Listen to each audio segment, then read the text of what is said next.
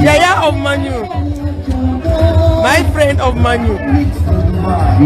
Hello, everyone.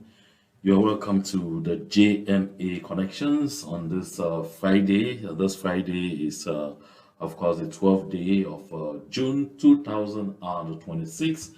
And I'm delighted to be here today on this platform so that we have another moment of communion, another moment of mobilization, of course, another moment of education and sensitization. So I'm glad to be here. I know it's been a couple of days that I've not been here. I've had a pretty tight calendar, but I'm glad. I thank you all for the continuous support. For those of you who continue to check on me each time you don't find me online. In fact, I'm extremely happy. I'm really happy. With the level of support that I'm getting from you all. So thank you so much. My heart goes out to all of you. I want to extend very hearty regards to the people of Boyo, specifically in Bello, where we've heard a lot of things going on lately. Of course, not forgetting the people of Noni.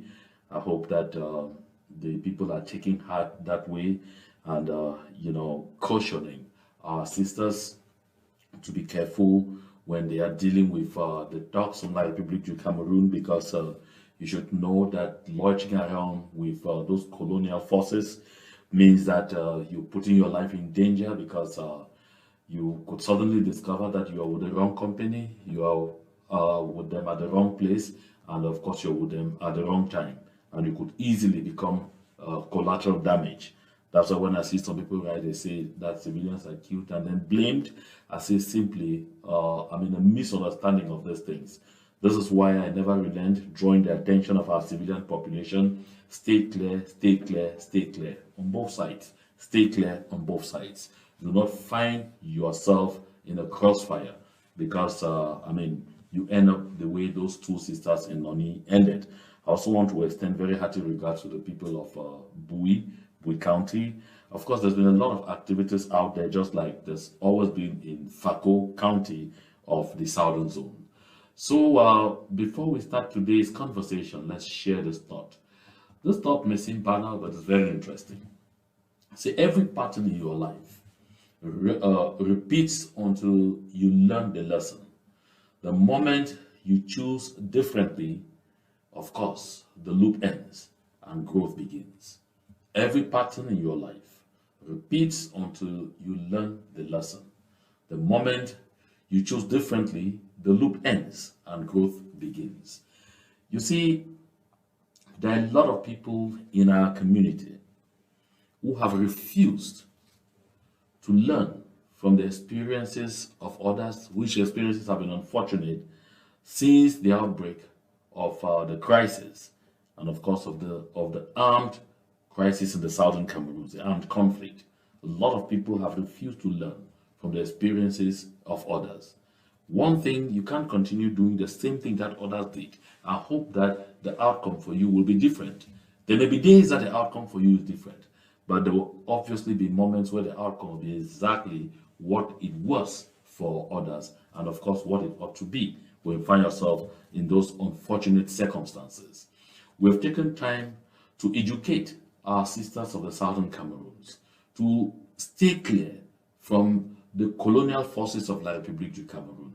First of all, it beats my imagination that you can want to be offering joy, offering your body, the most sacred part of yourself, to people who are looting your community, to people who are burning your village communities, to people who are killing your brothers, to people who are raping your sisters, raping your mothers, and raping our children.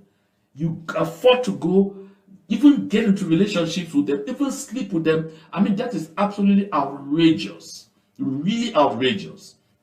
When I say this, sometimes people tell me, oh, you don't have an idea what emotions are. Emotions in situations of life and death, emotions in circumstances where people have dignified you, reduced you to, to subhuman. What is wrong with our sisters in the southern Cameroons? Because even at this minute that I'm talking, there are at least 2 or 3 somewhere launching around with those same murderers, those assassins from La République du Cameroun, those genocide executors from Yaoundé. Even at this minute that I'm talking, there are some of them moving around. They want to say they will tell you that love or that feelings, or it's just the money that they are going out for. Sometimes they've even allowed themselves to be used to go and betray their own brothers, living with them in the same community, and the next morning you see Christ all over in your community, and you know that I did this. And why did you do it? In exchange for having somebody get into you. It's outrageous. It's shameful. Sometimes when I say these things, I say I'm really ashamed of some of those our sisters in the southern Cameroons, and I mean every word of it. And look at the end of the day, you lose your lives. And the freedom fighters have said this over and over and over. Avoid finding yourselves with these people, especially in drinking places, in public places, or in whatsoever. Because when they meet with them, because whenever they see them or they have information that they are somewhere, they are coming there for the kill. And in the process, they will harm you, and that means harming themselves. This is something we need to learn. And I'm urging the elders in our communities, especially the mothers, educate your daughters. Tell your daughters this is not the time to be playing around carelessly with their bodies. Because at the end of the day, the community loses, very important souls. And this is really sad. It's something that we need to frown at. And we need to keep talking about. Like, seriously. Don't come and tell me that, no, those are people's private lives. There's no such thing as private life. In a warring situation, we were talking here about, issues of life and death. This is a fact. That said, like I pointed out earlier, this is what happened in Bello, and that was yesterday. You find there the gentleman in white, all white, was the brigade commander in Bello, and of course the one you see there holding a rifle was one of his officers, and you see that they're actually saying officers. I wonder if he was an officer, a young gendarme, just came away from training school and found himself sent to Bello. If you look carefully, it should definitely be the son of a very poor family, because that's what happens. The ones from the rich families, they keep them in Yaoundé and send others to Douala. They will never send any of them to go face Boko Haram in the northern regions or come into the southern Cameroons to implement their genocide. So, a set of poor families are right now mourning, weeping in La République du Cameroun. That is how it happens. You notice that these young guys, these freedom fighters, did not wait for them to go out into the communities. They did not even wait for them to go out to, those places that they call checkpoints. They faced them right at the brigade where they were. So which means that there's even no safe place. They faced them right at the brigade where they were. Killed them, collected weapons, and of course collected a lot of military hardware. Now, I had pointed out here that what happened in Zeremiah was going to lead to a cycle, a serious renewed cycle of violence. And you will notice that since Zeremiah, it has been bloodshed on a daily basis. Bloodshed on a daily basis. I've had the opportunity to go watch, some of the social media platforms of this activists of La République du Cameroun. Of course, one of them that I generally have the opportunity to go check is this Nzuimanto, because he has a lot of people who drop in a lot of comments, and those comments actually translate the sentiment that the people are feeling. So when I went to Zumanto, where he published those pictures with that little text out there, and I was reading the comments, and you could notice from the comments that the citizens of La République du Cameroun have become extremely weary of this war. I mean, extremely weary of this war.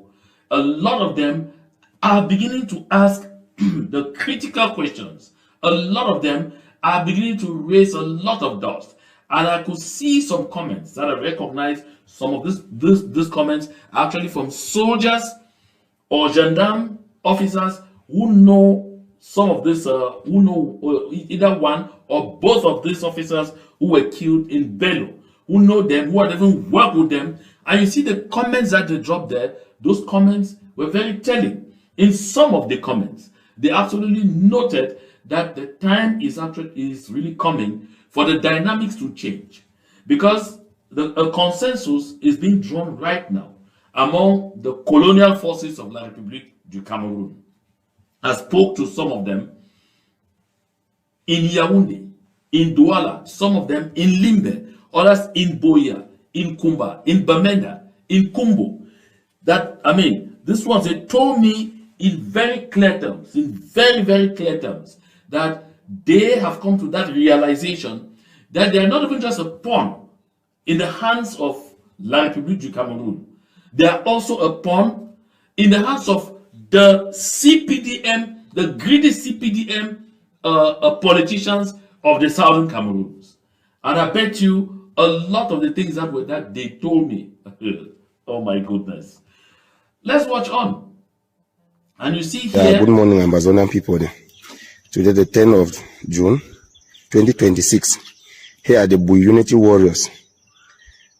They have harvested this from Kor, Noni, local government area. So Bui Unity Warriors, under the leadership of Major General Viper, Bui is a land of no return. So we tell them to pack and leave our land. Yeah, good morning. So you see, that was Bui. You see, these videos, we see them. We're seeing them, a lot of them, on social media on a daily basis. While La République du Cameroun will say they have been fighting so hard to close avenues where weapons could be shipped into the southern Cameroons, be that from Nigeria, from whatever part and all of those, these freedom fighters, the people at Tanganaponji calls voices in the bushes, devised a very solid strategy by moving directly to guerrilla warfare. Today, they have even become more surgical, and they are getting, about all the weapons that they are using right now from soldiers of La République du Cameroun. I talked to some foot soldiers on the ground who happen to be going around in the communities, trying to build bridges between the civilian populations and those people carrying arms to make sure that the protection of the lives of the civilians remains paramount. And they told me that a lot of those boys are now even far more equipped than the time when anyone thought that they were little.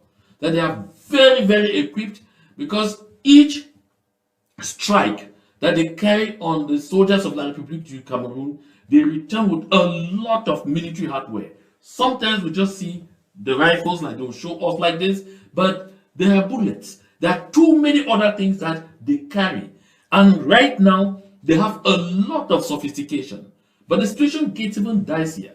Dicier because when you look into in the communities today, it's easy to come to that conclusion that, of course, normalcy has returned. Of course, they are arranging roads in Bamenda. They are tiring roads in Bamenda. They are opening roads. They are doing this. Oh, they've done roads past Ndu. They are doing roads in Kambe. They are doing roads here and there. Of course, even if they are not going to last for a long time, but at least something is being done. And you tell yourself, oh no, normalcy has returned because they are doing this. I've even heard a trend that a lot of the people who had abandoned their homes and run, downtown Bamenda and run up to Upstation because they felt that it was insecure, are going back to their homes. This is a welcome relief. Welcome relief, why? Because the situation has mutated.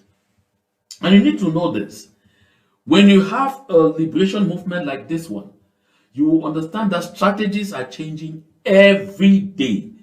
As the war or the armed conflict moves from stage to stage, things are changing. There is evolution. In the past, it was often daily open confrontations.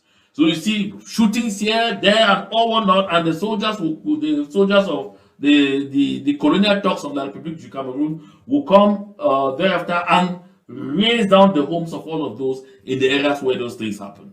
And then there were a lot of bandits who infiltrated the ranks and who were, conducting kidnapping for ransom. And so downtown, people became a lot of victims, and in downtown Bamenda. But today, the situation is changing. Those kidnappers who were the boys of people like Atanga Ponji and other members of the CPDM crime syndicate are being, smoked out on a daily basis. Because the real freedom fighters don't get for those things. They go for the brigades, as you have seen. They go for the ambushes. They go for those they consider that they call themselves the enemies. And that's what has been happening.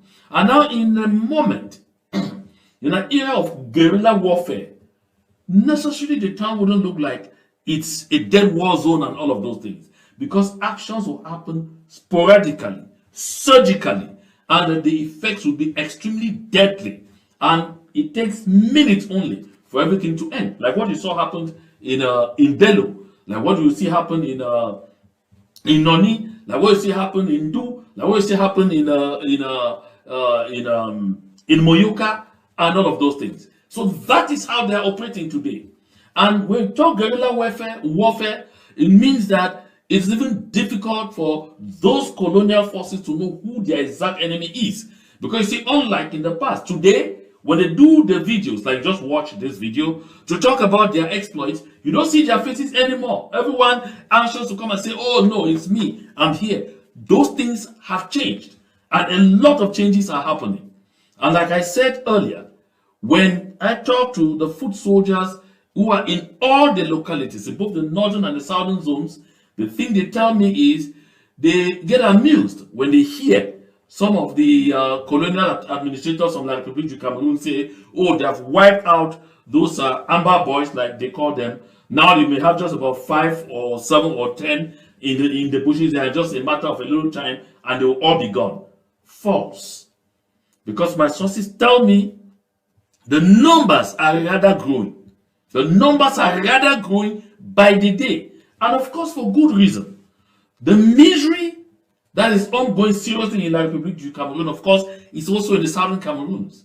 A lot of people find one reason or the other on a daily basis to become part of this liberation movement, to sign up. There are people who just sat peacefully and they came and did that their rubbish they call kale, that stop and frisk, and carted them. And they went and were forced to pay ransom. Sometimes they sold land to pay ransoms to the forces of the Republic du Cameroon for them to be set free. Otherwise, they will be shipped to Yaoundé and court-martialed in the military courts and, on trumped-up charges of being terrorists.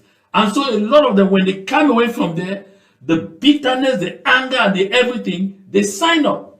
And that is why the numbers are growing on a daily basis, rather. That's why the ranks are growing. But today, you won't even know because they don't run camps anymore. Today, they live in the communities. They even live side by side some of those colonial forces and are bidding their moment and take time to study their movements and then are able to go after them. This is what is happening today. So if you don't understand this, you easily hurry to the conclusion that, oh, normalcy has returned. But trust me, you will be getting completely mistaken. And you may decide to, play with your personal security, and in the end, you may be surprised. When I say you may be surprised, means others will be surprised. Because of what could happen happens to you, you'll no longer be there to even say exactly what happened. So this is why I'm concluding on this particular aspect by saying, make sure you continue to remain very vigilant, be very watchful, and always remain conscious of the fact that you are living in a war zone. You are still in a war zone, and nothing is about to change. If anything, it could go worse before it gets better. So we should really put these notions in our minds as civilians and know how to go about our activities. And then you see that brigade commander that is pictured here in this shot from Nzumanto's platform, the gentleman in white. Do you know that not long ago, a stupid impostor calling herself mayor of Bello, who knows that no elections took place in Boyo, who knows that the people of the Southern Cameroons have refused to be part of any elections by the Republic du Cameroon, and of course, I say she was appointed from Yaoundé. She was busy congratulating this brigade commander and telling him he was doing a wonderful job of returning normalcy to Bello. Watch. Lord Mayor, congratulations, Sebe, for the peace that you are keeping in Bello, for the work that you are doing to make sure that peace returns to Bello. I want to sincerely congratulate you for the cooperation that you are giving to make sure that peace comes back to Bello. Congratulations. Lord Mayor. Congratulations, Sebe. So, someone should wake up poor Bia's mayor and tell her that that peace has finally returned to Bello. That brigade commander whose hand she was shaking and congratulating for bringing normalcy or peace back to Bello has succeeded. That he's finally brought the peace back to Bello. Because that is the kind of peace that these soulless individuals, individuals without a soul, are offering. Not only to the people of the Southern Cameroons, but also to those thugs from the Republic du Cameroon. Because you think that you have heard something, you think that this woman is a moron from, the way you were looking at her and all of those things, congratulating somebody from another country coming to be killing her subjects, raping her subjects, looting from her subjects, and she was congratulating them. Why? Because her existence depends on them. Because she's not placed there by the people, so she can't even walk freely in the communities, so she can't even mix with the people, because she knows that she is a colonial relic from La République du Cameroon. Because she knows that she's an impostor placed there by La République du Cameroon. And she's not alone. Other impostors moving around, either calling themselves parliamentarians, senators, or mayors, of course, simply appointed by Yaoundé, talk in the same manner. If you are doubting, I'd like you to listen to my own very friend, brother, my own very friend and little brother, that yesterday I thought we all had the same kind of vision about how we want our communities to look like. Who today says he's actually even representing my constituency, that he's representing Mogamo. Hear the kind of thing that's coming out of the mouth of Mr. Anyere Charles Aka. Follow. So I'm expecting that the budget that we're going to come out with will be such that the lives of Cameroonians in 2027 will be improved. Okay, Honorable, do you expect any discussion about the Anglophone crisis to come up? Well, we have been talking about dialogue. The poll was here, and the Anglophone crisis is not something we are going to call another dialogue, because we had dialogue already, and we are in the process of implementing the resolution of dialogue in 2019. And so dialogue is still continuous at all levels, even at homes. People are discussing how to improve on the crisis that we have. So dialogue is continuous while the resolution of the dialogue of 2019 are being implemented. So I'm expecting that the budget that... So did you hear? Did you hear? This is Anyere Charles Aka. He's a teacher. Did you hear what he said? He's from the Southern Cameroons. Anyere Charles cannot drive his personal car peacefully and enter inside Batibo to commune with the people that he says he's representing. I wonder the last time he stepped his leg in Batibo to have a parliamentary tour. Because of course, as a parliamentarian, you should go have a parliamentary tour. Talk to your people, hear them out, understand their challenges, know what their priorities are, and see what level of intervention you need to bring in to ensure that the people in the community where you represent are having their own fair share of the national cake, that they are being heard, that they are being listened to, and that their concerns are being taken into consideration. When did Charles a car. Let's do that. The only time he's managed to enter there, he has to be in an armored car. That is why you hear him say here, shamelessly, that dialogue has already happened. That's what Aka, Charles, Anyere says. Aka call him honorable. Make no mistake.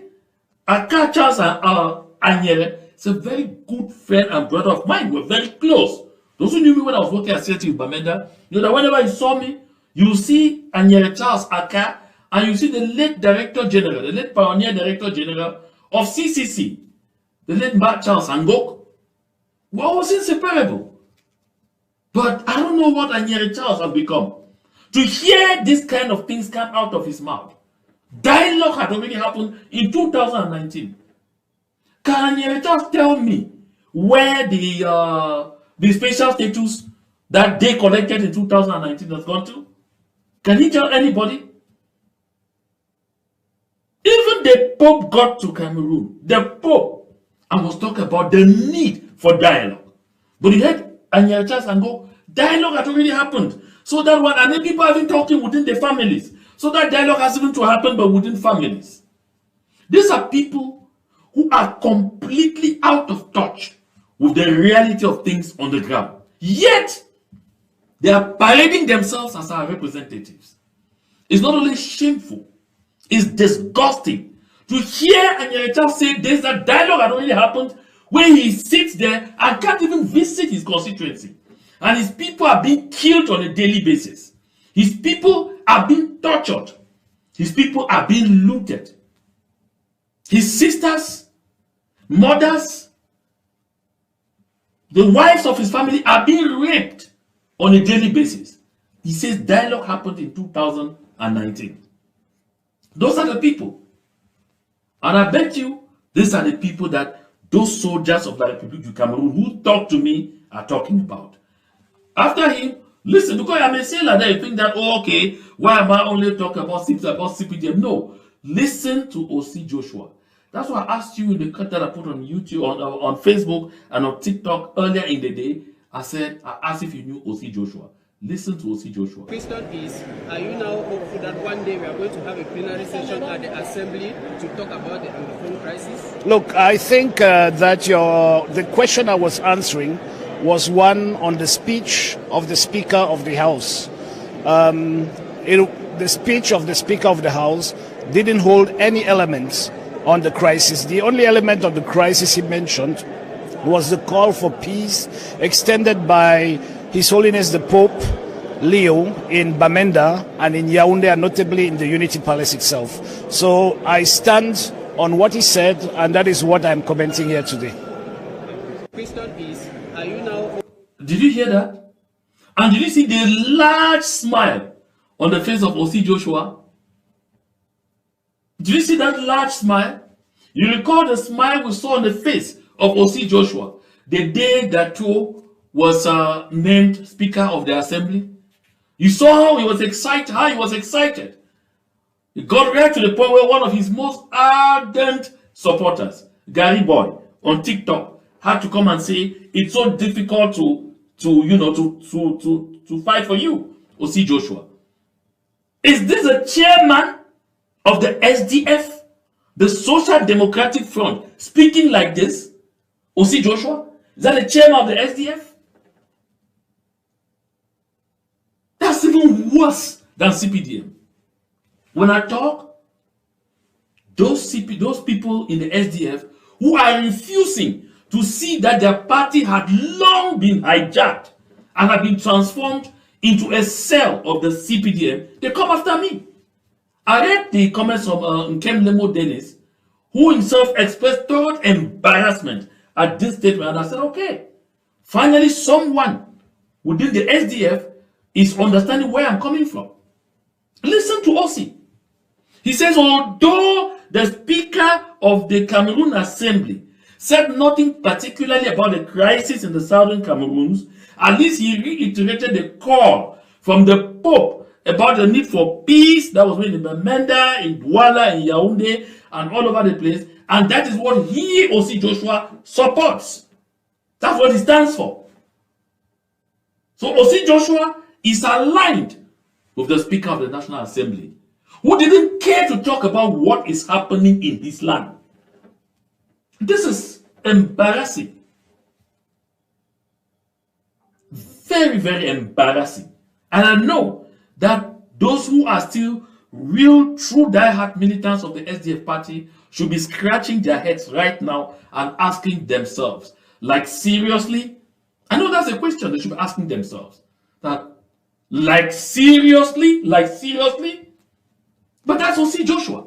This is the same O.C. Joshua that in 2025, because he needed votes and all whatnot as presidential, as candidate for the presidency, he said, I think it is now time for the parliament to address the problem in the southern Cameroons, to address what he called the Anglophone crisis. That was 2025. Over 9 years, or in the 9th year of a crisis that has claimed thousands of people in the southern Cameroons. And just so you know, because sometimes we need to be able to appreciate situations within their context. O.C. Joshua is a member of parliament. He is a parliamentarian. For him, I will call him Honorable O.C. Joshua, not Anyere Charles. For O.C. Joshua, I call him Honorable O.C. Joshua because he is representing a constituency in the literal region of La République du Cameroon, of course, where elections took place, where elections have been taking place. But since 2016, there's been no election in the southern Cameroons. Whatever was happening in the Cameroon was a charade, and the people boycotted healthily. And the figures have always been there and very clear to speak for themselves. So O.C. Joshua definitely doesn't even feel what is happening in the southern Cameroons. We shouldn't even expect him to feel what's happening in the southern Cameroons, because he is representing a constituency in La République du Cameroon, and in his mind, a lot of the times, he's even a citizen of La République du Cameroon. He just comes to us because he needs those votes. Of course, one of his parents is Swiss, so we can even understand all of this. I'm not attacking his roots, but I'm just saying that when you put all of this in context, you begin to understand where O.C. Joshua is coming from. The Pope Leo XIV, did not lay emphasis on peace. Pope Leo XIV laid emphasis on justice, because he made clear that without justice, there can be no sustainable peace. So whatever O.C. Joshua is talking about, I don't even know where it's coming from with it.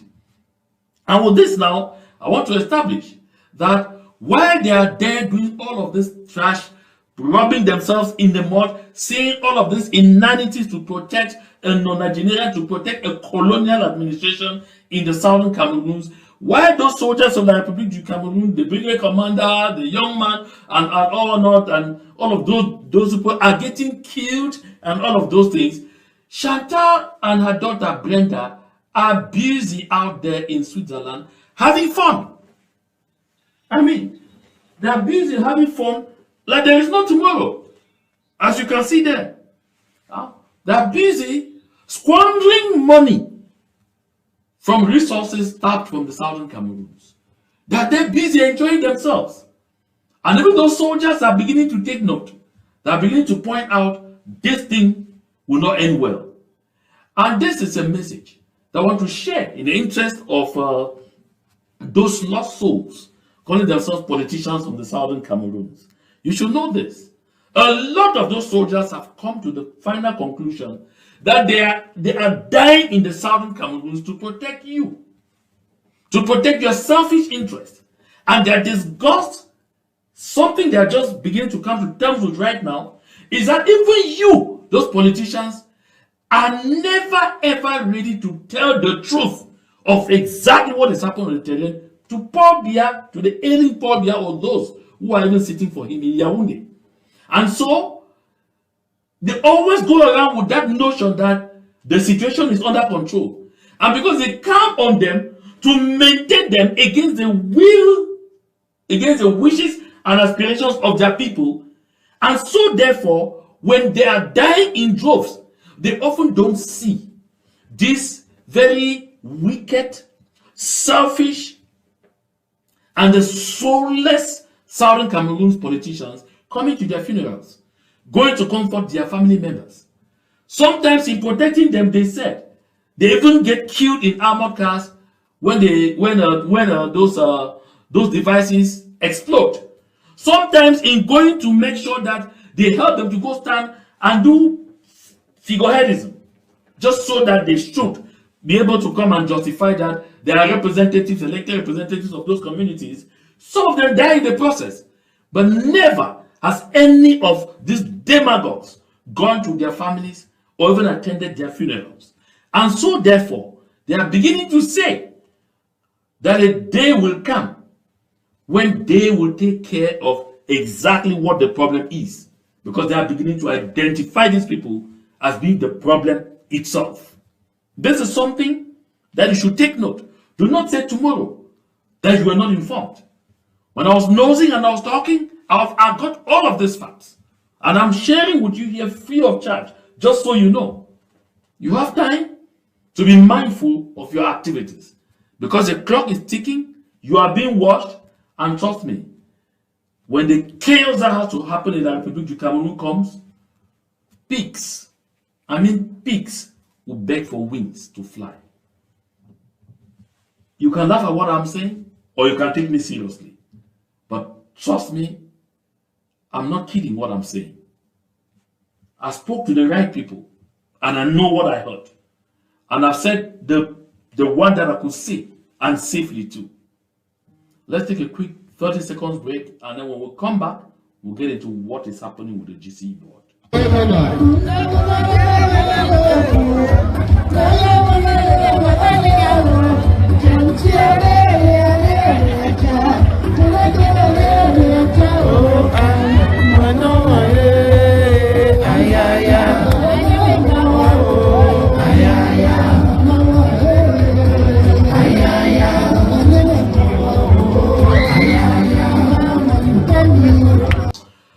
You're welcome back.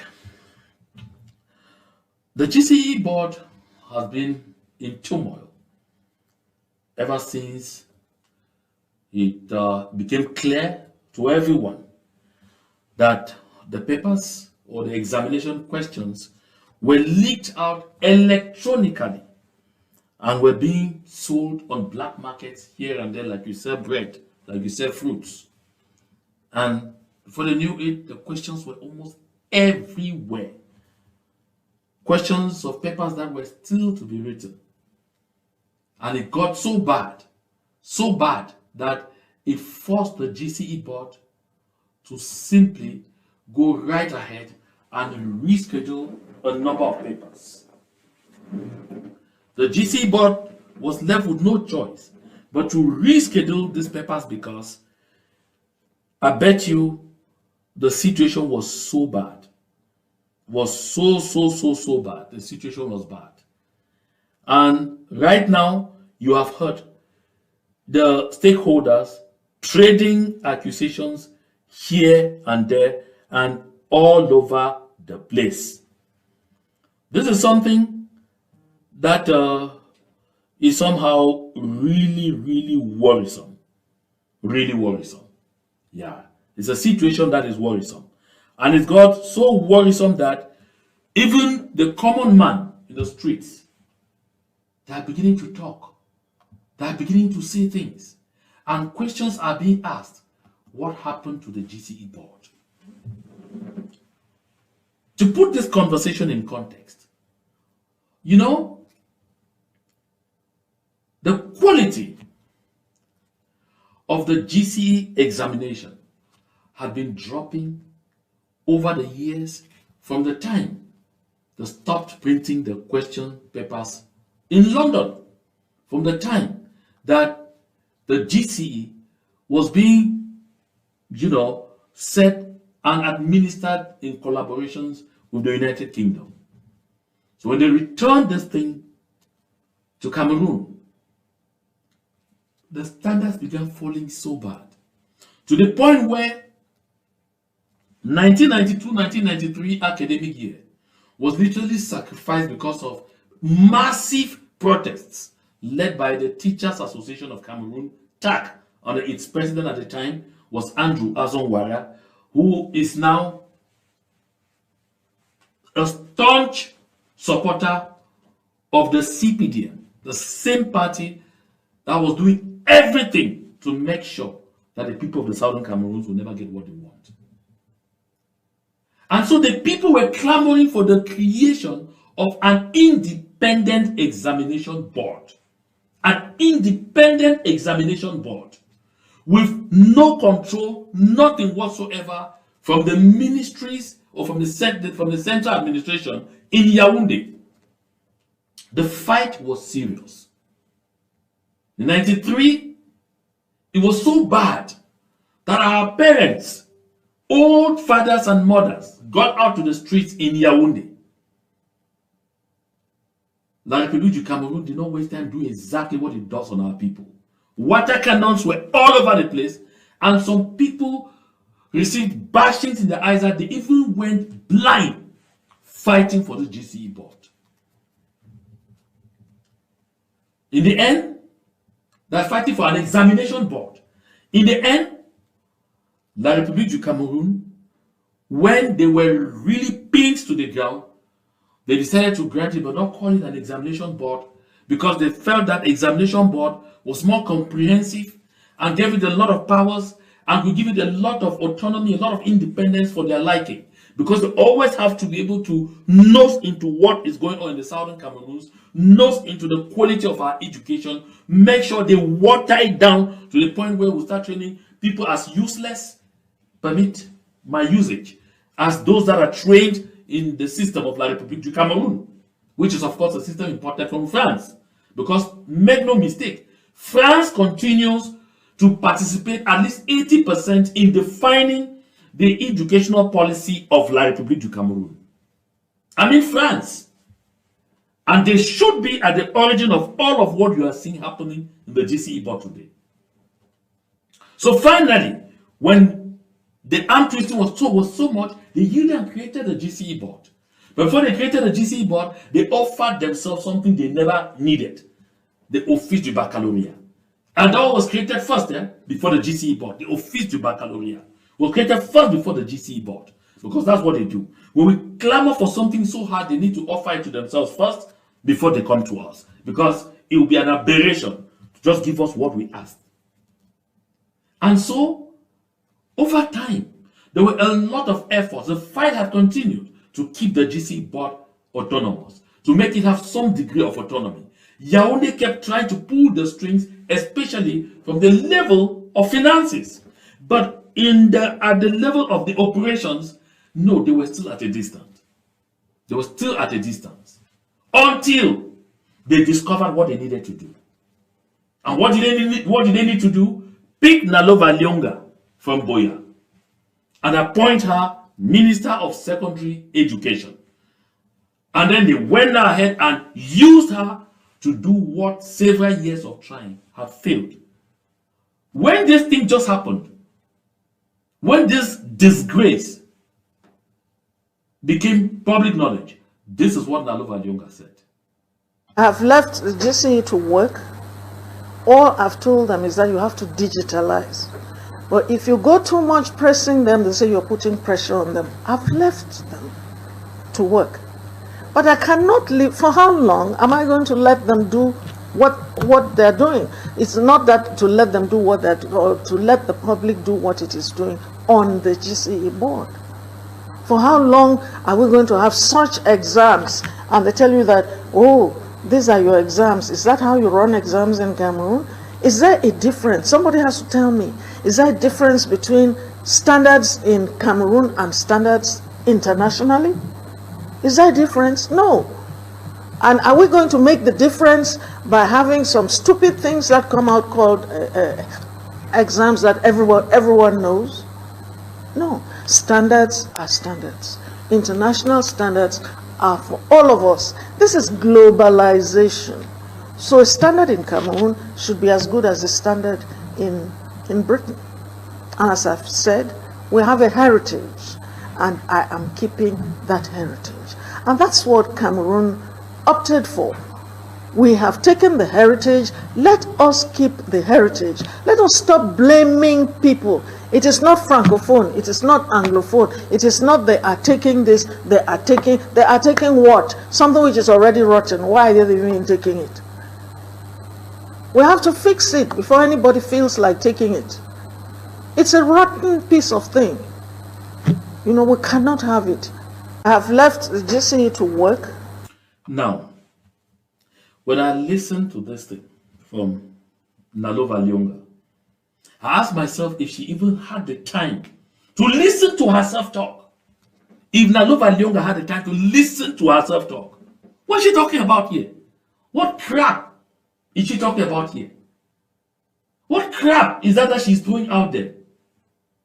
She says she left the GCE board a free hand to work. Nalova left the GCE board a free hand to work.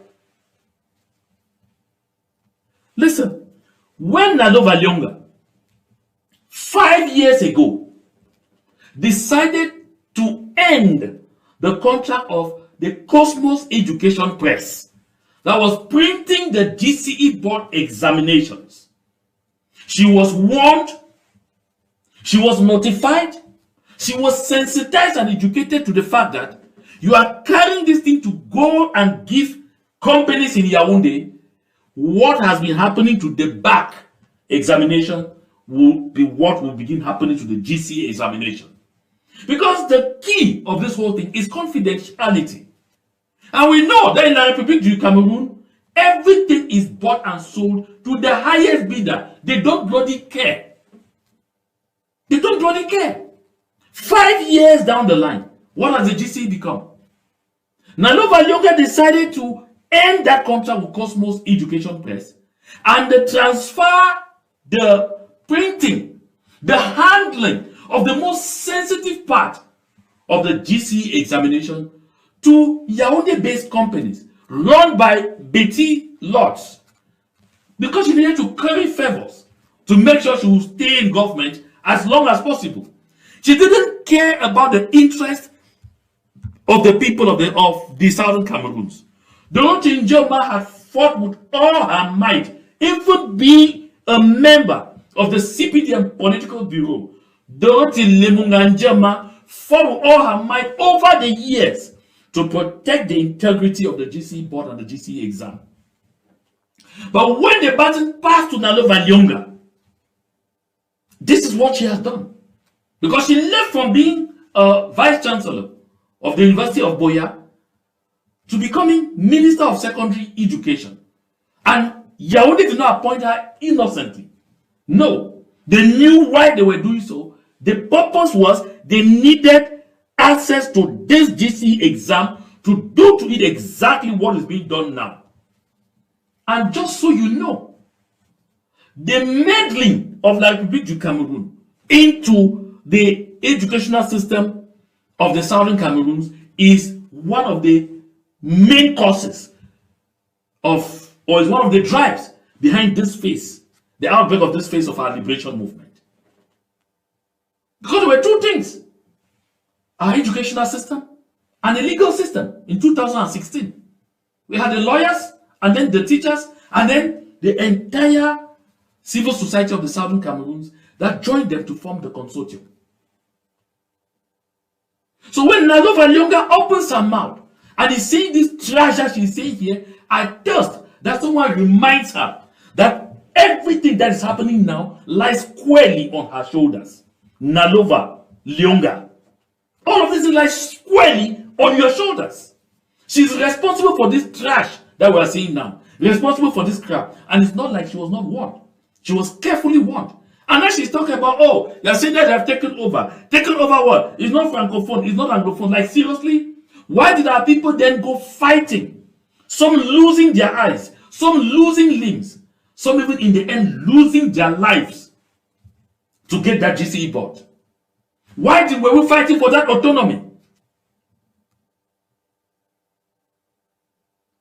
Nalova Lyonga, you are a sorry piece of embarrassment in this particular circumstance. And happily, I am not the only one who realized this. No, I'm not the only one. Happily, Hear this young man out. Here, Professor Nalova Lyonga, we are happy with your outburst of that the GCE has been monetized. But there are certain questions I will ask you. To be honest, big sister, this is Reverend Freya Charles Lyonga Matute from Small Support. Yes, your sister, most of you called me father because I bear the name Lyonga, which was your father's name. And I respect you a lot also because you bear Nalova, which is my mother's name, which was my late mother's name. But there are certain situations, to be honest with you. Small Support, to be honest, we're very proud of you. When we were small, we knew we had a scholar who was in Nigeria, who was here. And as we grew, we saw you coming up as a great scholar, and your performance, appointed from vice chancellor, this and that and that. It was the pride of your people from Small Support. It was the pride of the Mokwe. But before all, it should be the pride for intellectuals. It should be the pride for the country. It should be the pride for the world. But I would like to point certain things out. When you people, you go to school, you are intellectuals. You come and join politics. Even your intellectual sensibility, even your intellectual know-how becomes a charm. Becomes something I don't even know how to describe it. I will point out certain things. It was under your watchful eyes as rector of the University of Buea that students were raped, students were killed. You called the police again to still protect those same people who did all those things and things like that. As if in Cameroon, whenever people misfire, they are promoted. Despite the fact that during a reign in Buea, there was just bloody everything. You were made a minister. As a minister, under your watchful eye, the GCE board, which should, when they talk of a board is an independent body. But under your watchful eye, this independent body became privatized, and they took it to Yaoundé. Can I say privatized? The government took total control as they want to centralize everything. For your CPDM decentralization that you are preaching is the opposite. You want to centralize everything. The GCE board has been running perfectly well in the days when some of us wrote GCE. We never heard of all these scandals. People used to do SPECO. That came out and exams were successfully written. I myself have been a teacher in the French zone under the baccalaureate board. What is happening today in the GCE board is just exactly like what is happening in the baccalaureate board. So when this GCE of a thing was transferred to Yaoundé and everything centralized under your watchful eyes of the CPGM, what are you people expecting? Today it has become a laughing stock. You come out as a minister to even say the GCE board has been monetized. It is not their position as teachers. You have handed over to the police. How did these monetizers enter the GCE board with all the security codes that they have, even during marking? What a shame. This is under your watchful eyes. I know as I'm talking now, many of our Bakuri people will come out to insult me. Because most of them will try to put tribe in front of reasoning. We try to put tribe in front of justice. We try to put tribe in front of everything. Standing as the head, the Minister of Secondary Education, it is your sole responsibility to bear them. If it is in Europe, you will be called to resign. If it is in America, it is a shame. You should be called to resign with all your collaborators. Under your watchful eyes, all these things are going. I caught it. Under your watchful eyes, students were raped, killed in the University of Buea. You were promoted to minister. See what is going on. Under your watchful eyes, the GCE board, which was an independent board for the examinations that has been going on for years, they took it and centralized everything in Yaoundé. You come today to tell us the GCE has been monetized. How did they start? Where did the monetizers come from? And all those directors of exams, those in charge of decoding the papers, are they not appointed from your ministry? It's a shame. It's a shame. I know you people will send your envoys behind me to insult or say things. I'm prepared. Now you see, when you have taken too much for the people to notice, the people stop being afraid of death anymore. When you have taken too much for the people to notice, the people stop being afraid of consequences.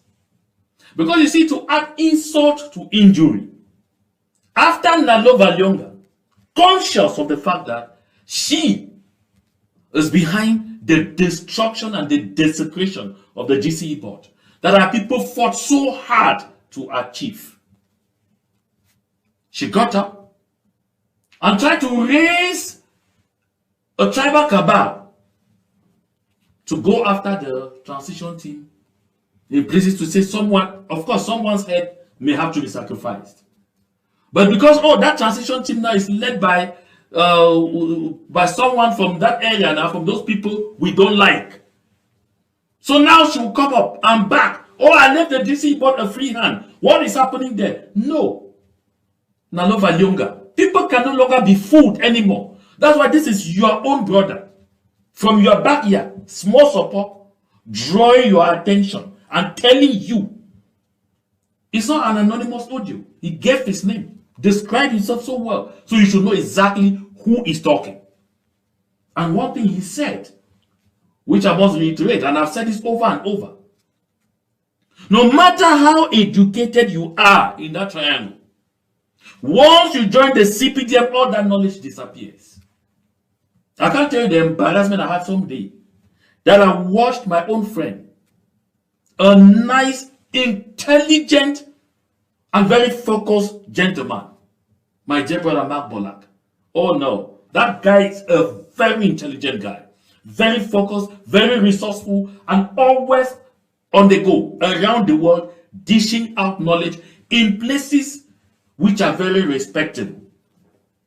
But then when he went to celebrate for becoming the first professor from one, he said he had to thank Paul Biya for creating an enabling environment for him to become professor. I said, even my own brother, it has reached even us. As if you start flirting with that CPDM system, all your education comes down to naught. To absolute naught. That's what my brother said, and he's correct. That's what it is. You start reasoning like babies.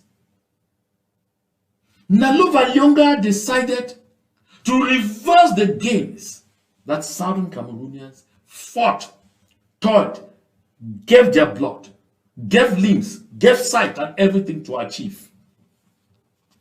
Today, she should simply be proud of her achievement.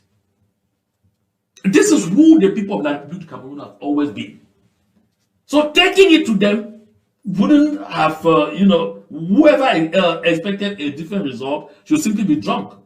Even taking that examination forward in 2 weeks, I wonder if it will even still have any integrity. Because the people who sold the electronic versions are still there. Those are people who sell their own identity for 2 bottles of beer. How much more of an exam? What does it mean to them?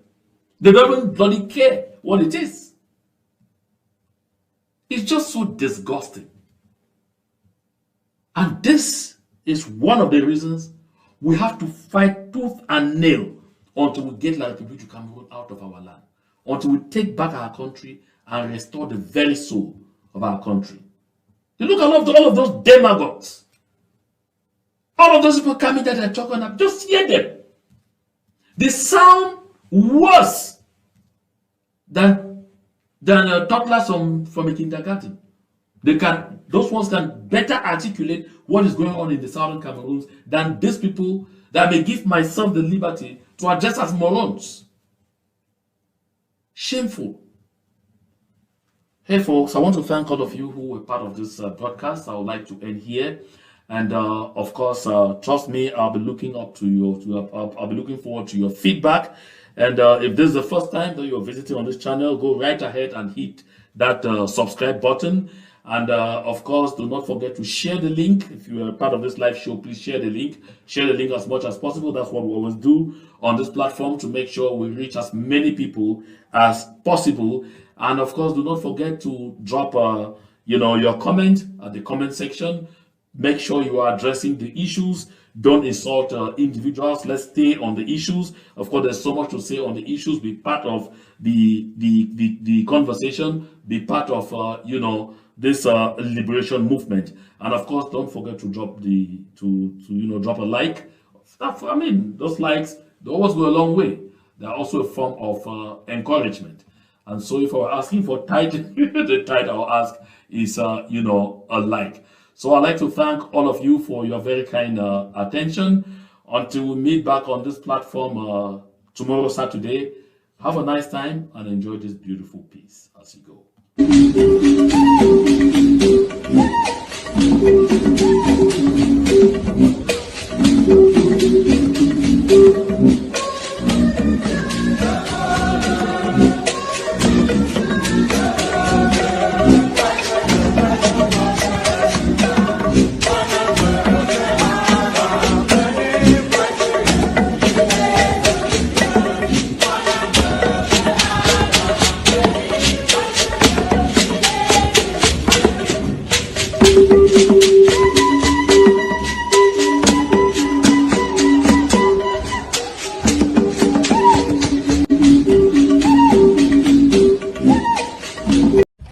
Pythons oye. Pythons oye. Yes. Now they boil pythons this. Bavman live. Today the Sunday on the 4th on January 2026. Pythons live. Pythons live in Bavman. Now two must embed this. We don't go collect them. Yes, we want to take the opportunity to thank the civilians of Boyo. But tell them say this more where them be don't give me. Now we don't use and so. Go start the new idea. Go collect the one. Yes. Say me then stay with we go stay with them. Pythons oye. Pythons oye. Bafman life. Yes. The Sunday 4th 2026. 2026 life. New year. All for one. One for all. All for one. Asawana. Asabuam. Isimili. Okay, today the 18th of May 2026. Now the Fako Meme Unity Warriors them this the talk. Yes. Now small harvest way God bless you with yesterday. Being Sunday the 17th of the same May. So we come for sure of Ambazonian people say we are the never again generation. No matter the dotito way, like public that they talk. Say they don't succeed, they finish, but they will do so. They can never. They can never. Yeah. So the one pass a direct information for Moyoka as a whole. Yes, because the harvesting it take place in Moyoka town. Or the one pass information for Moyoka as a whole. Say me they know say that Togwe Laza and the Dio de Vomoyoka, the colonial administrators of Vomoyoka, they talk say they go start pay electric bill, they will start do community work for their own will, and the rest. Me they know say no go work, no be so. Yes, so me Moyoka people they know any man will go be a victim to community work for like public control, or be a victim to electric bill for like public control. They know where to go follow the after. No be so. So Asawana, Asabuam, Isimili.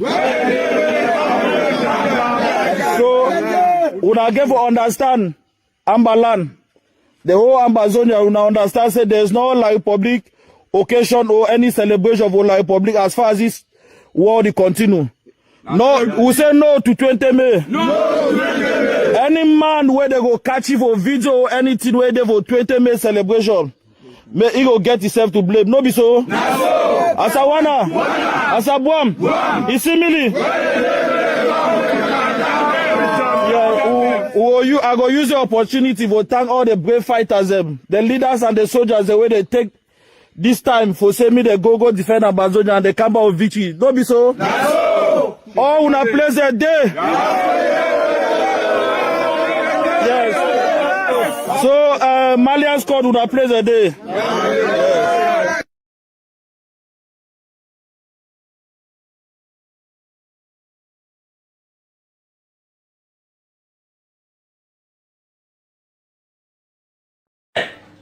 Nos frères en bas boy ont encore frappé fort.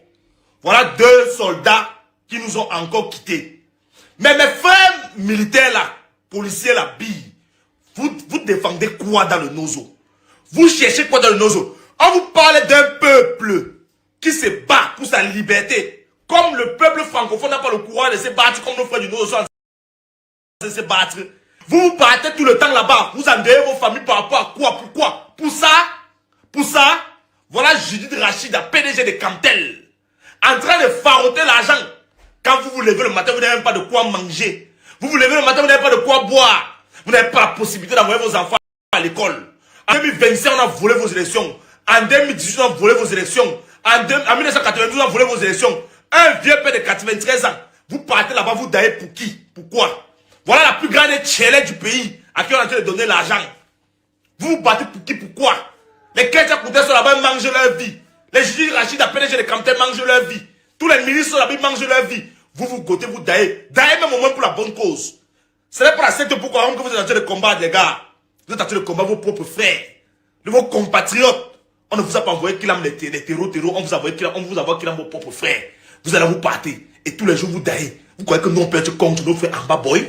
Quand ils gèrent les mouvements comme ça, là. Vous croyez que nous, on peut être contre eux? Regardez la dame-ci. Vous croyez que si la dame-ci, avec son salaire normal, à la fin du mois, le PDG de Cantel est dans les 500, 600 000 francs CFA. Vous croyez qu'elle devait faroter l'argent comme ça? Les liasses de Didi Kolo. Vous êtes là, vous gotez là-bas. Parce que vos frères ont dit que non. La constitution de notre pays, on est une partie souveraine. On veut que les lois de notre pays soient les lois de notre pays. Paul Biapan, ses frères et Kambeti Boulou. Il envoie là-bas pour leur commander, pour leur dire ce qu'ils doivent faire. Alors que les traités du pays ne le permettent pas. Quand nos frères du Nord se lèvent, vous vous levez. On vous envoie avec le gun, le kilam. Vous êtes... If you are asking my personal opinion to keep Cameroon one must be divisible. Because it's a cliche that Cameroon is one and indivisible. Because it's not true. Culturally, we are divisible. Language-wise, we are divisible. The law-wise, we have inherited that. So, anybody who says Cameroon is one and indivisible is a fallacy. And so, we would have to handle that issue very squarely and objectively. And that's what I call the truth. The truth must prevail. There is no doubt that there are people of both sides, that cherish their heritage. And the only way of keeping Cameroon together is to respect the respective heritages that we do have. Asawana, Asawana, Asabuam, Asabuam, Esimene. Yeah, fellow Ambazonians, today is the 18th of February 2026. A Major General Tokandu and his court live there for Kumbu Town. Now one Ekelebe this way he come out today. The patrol for we street them. Like say now them get the area. But we don't give them message. Say we na a land of no return. Now one example this one we don't set up for them. How we there for Kumbu. They don't come settle for them. They make like say now them get the area. You want to serve as a message for the remaining terrorism were in there for inside town. Let them know say Bultutuna a land of no return. For sleep, not be say you don't die. For the sleep, not be say you don't die. We warriors they alive. We warriors ASA they alive. And we take them down one by one. Now once zombie this way, we don't kill them. We confront inside town, we shoot them. We take ye, we see they alive, we want come back for root. He die for root. We want make them confess for him up. No be so? No be so? No. Space for a kelebe? No. No man. Shake no day. Nos frères en bas boy ont encore frappé fort. Voilà 2 soldats qui nous ont encore quittés. Mais mes frères militaires là, policiers là, billes, vous défendez quoi dans le nozo? Vous cherchez quoi dans le nozo? On vous parle d'un peuple qui se bat pour sa liberté. Comme le peuple francophone n'a pas le courage de se battre, comme nos frères du Nord sont en train de se battre. Vous vous battez tout le temps là-bas. Vous endeuillez vos familles par rapport à quoi? Pourquoi? Pour ça, voilà Judith Rachida, PDG de Cantel, en train de faroter l'argent. Quand vous vous levez le matin, vous n'avez même pas de quoi manger. Vous vous levez le matin, vous n'avez pas de quoi boire. Vous n'avez pas la possibilité d'envoyer vos enfants à l'école. En 2025, on a volé vos élections. En 2018, on a volé vos élections. En 1992, on a volé vos élections. Un vieux père de 93 ans, vous partez là-bas, vous daillez pour qui? Pourquoi? Voilà la plus grande tchèle du pays à qui on est en train de donner l'argent. Vous vous battez pour qui? Pourquoi? Les chrétiens coûtés sont là-bas, mangent leur vie. Les juges Rachid, la PDG de Cameroun mangent leur vie. Tous les ministres sont là-bas, mangent leur vie. Vous vous gotez, vous daillez. Daillez même au moins pour la bonne cause. Ce n'est pas la secte pourquoi que vous êtes en train de combattre, les gars. Vous êtes en train de combattre vos propres frères, de vos compatriotes. On ne vous a pas envoyé qu'il aime les terreaux, on vous a envoyé qu'il aime vos propres frères. Vous allez vous battre. Et tous les jours, vous daillez. Vous croyez que nous, on peut être contre nos frères en bas, boy? Quand ils gèrent les mouvements comme ça, là. Vous croyez que nous, on peut être contre eux? Regardez la dame-ci. Vous croyez que si la dame-ci avait son salaire normal à la fin du mois, le PDG de Cameroun est dans les 500, 600 000 francs CFA. Vous croyez qu'elle devait faroter l'argent comme ça? Les liasses de Didi Kolo. Vous êtes là, vous gotez là-bas. Parce que vos frères ont dit que non. La constitution de notre pays, on est une partie souveraine. On veut que les lois de notre pays soient les lois de notre pays. Paul Biya prend ses frères et Kambeti Boulou. Il envoie là-bas pour leur commander, pour leur dire ce qu'ils doivent faire. Alors que les traités du pays ne le permettent pas. Quand nos frères du Nord se lèvent, vous vous levez. On vous envoie avec le gun, le kilam. I come today to make two things clear. The first thing is, there is no one in the diaspora sending children in Cameroon to go and die on the streets. Nobody is sending children out to the streets to go and die. Those children are fighting for their own freedom. They are the ones who are unemployed. They are the ones who do not have food to eat. They are the ones who are driving on bad roads. They are the ones who are suffering the most from Paul Biya's regime. They are the ones who do not have schools. They are the ones who do not have clean water to drink. They are the ones who do not have electricity. They are the ones who do not have internet. It's not the people in the diaspora. So they feel the pinch, and that is what is driving them to go out and fight. It's not anybody in the diaspora pushing them. What they are going through under Biya's regime is what is pushing them to the streets. So I want anybody who is thinking that it's people in the diaspora pushing people out there to go and fight should think twice. Should think twice. Why are people in the diaspora? Why are we here in the first place? So how do we think, or how can we sit and accuse or point fingers at other people that they're pushing children to go and die in the streets, when we know exactly why those children are fighting? We know why they are out in the streets. They are tired. They are hungry. They are sick. They are unemployed. They don't have schools. They're driving on very bad roads. That's why they are on the streets. If anybody does not understand that, then you need to see a doctor.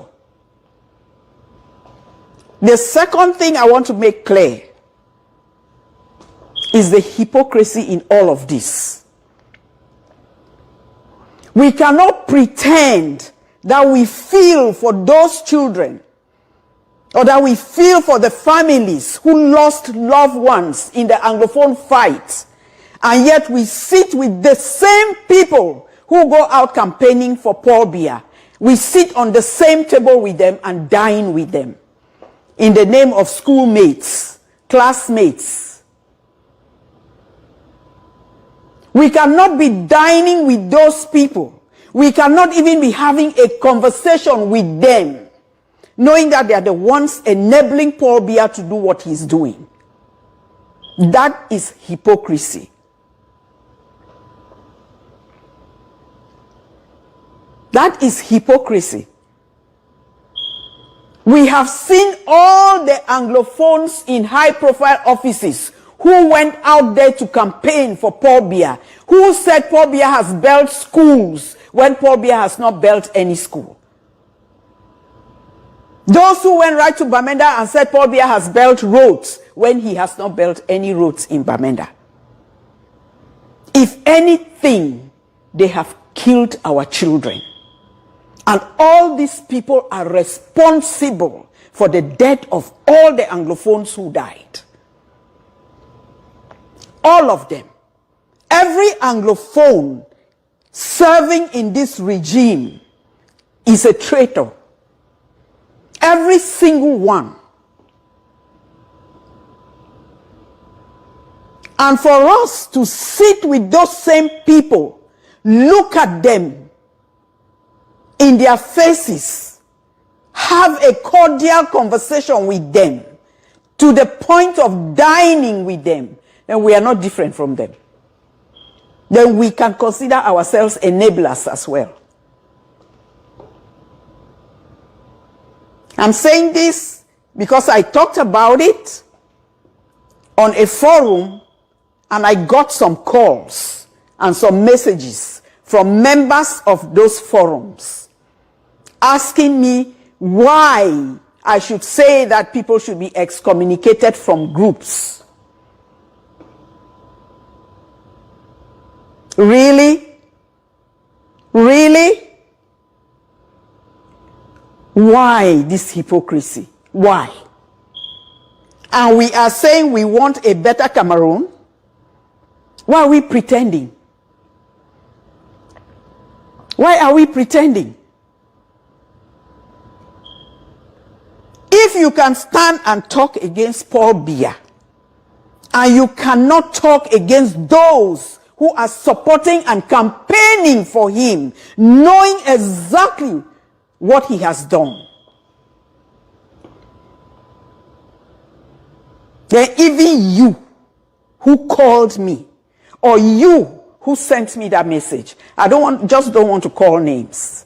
You are not different from them.